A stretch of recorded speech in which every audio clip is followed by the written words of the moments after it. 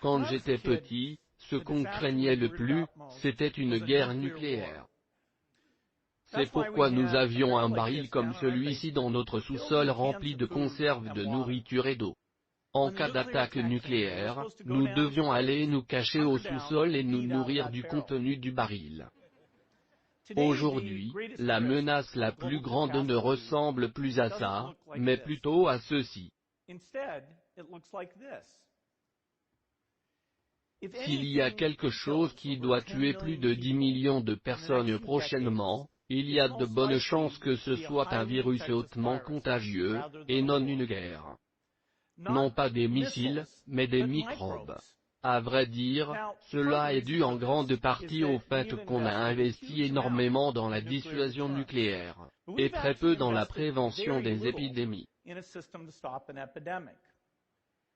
Nous ne sommes pas prêts pour la prochaine épidémie. Prenons l'Ebola en exemple.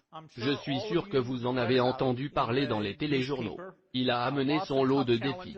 J'ai suivi l'événement de près en me référant au plan d'éradication que l'on utilise pour la polio. Lorsqu'on regarde ce qui s'est passé, on se rend compte que le problème n'est pas un mauvais plan d'action, mais plutôt l'absence de plan d'action. En fait, il y a certains éléments clés qui n'étaient pas du tout présents. Nous n'avions pas un groupe d'épidémiologistes prêts à partir afin d'examiner le virus et d'évaluer son degré de propagation. Cette information nous est parvenue sur papier. Elle n'a pas été accessible en ligne immédiatement et elle était extrêmement imprécise. Nous n'avions pas d'équipe médicale prête à partir, ni même de moyens de prévention pour notre population. Médecins sans frontières a été très efficace pour recruter des volontaires, mais nous avons malgré tout réagi trop lentement avant d'envoyer les milliers de volontaires dans ces pays. Une épidémie étendue requiert plutôt des centaines de milliers de travailleurs. Il n'y avait personne sur place pour tester des traitements, pour évaluer les diagnostics, pour choisir les outils à utiliser. Par exemple, nous aurions pu prendre le sang des survivants, afin de le traiter et de l'utiliser comme vaccin. Nous n'avons même pas essayé. Il manquait donc plusieurs éléments. C'était un échec total.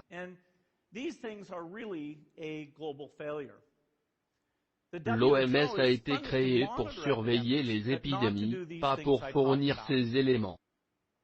Toutefois, dans les films, c'est une autre histoire, un groupe d'épidémiologistes est toujours prêt à partir et à régler tous les problèmes. Mais la réalité n'est pas aussi hollywoodienne. Ce manque de préparation pourrait mener à un résultat bien pire que l'Ebola lors de la prochaine épidémie. Regardons la progression de l'Ebola cette année. Environ 10 000 personnes sont mortes, pratiquement tous dans les 3 pays d'Afrique de l'Ouest. 3 raisons ont empêché le virus de se propager. La première, le travail héroïque des travailleurs de la santé. Ils sont allés sur place et ont prévenu les infections. La seconde, la nature du virus. L'Ebola ne se répand pas par l'air. Et lorsqu'on est contagieux, on est tellement malade que l'on reste alité. La troisième, le virus n'a pas atteint beaucoup de villes. Cela n'est dû qu'à la chance. Si cela avait été le cas, le nombre de contaminés aurait monté en flèche. La prochaine fois, nous ne serons peut-être pas aussi chanceux. Nous pourrions avoir un virus qui est contagieux avant que la personne ne se sente mal. Celle-ci pourrait prendre l'avion ou se rendre au marché. La source du virus pourrait ne pas être une cause naturelle, mais bien une attaque biologique. Plein de facteurs pourraient rendre les choses 1000 fois pires.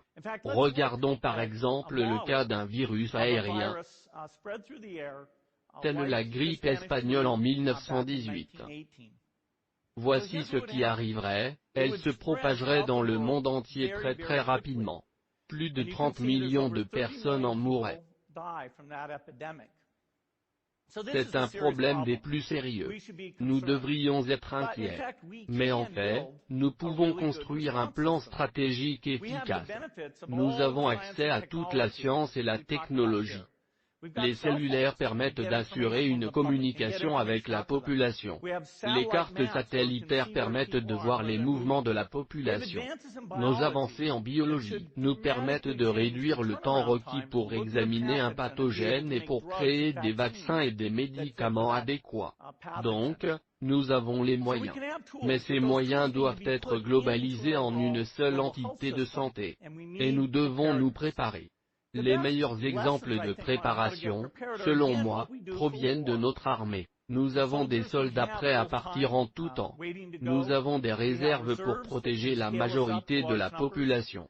L'OTAN a une unité mobile qu'elle peut déployer très rapidement. L'OTAN fait aussi beaucoup de jeux de guerre pour vérifier que les gens sont bien entraînés et comprennent mieux que quiconque le rouage des opérations.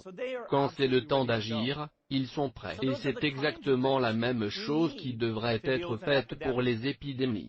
Comment faire? Premièrement, il faut des bons systèmes de santé dans les pays pauvres.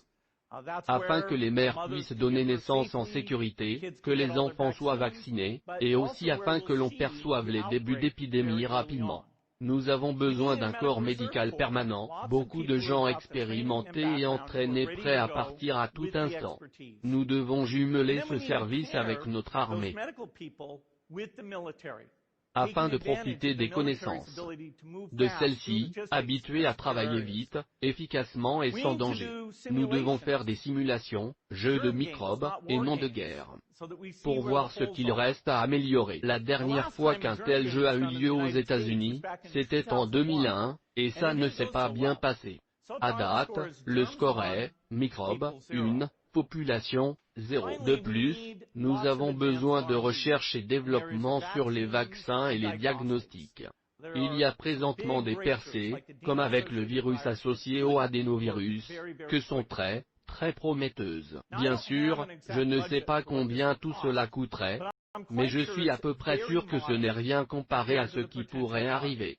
La Banque mondiale estime que s'il y avait une épidémie mondiale de grippe, la richesse mondiale diminuerait de plus de 3 billions de dollars et il y aurait des millions et des millions de morts.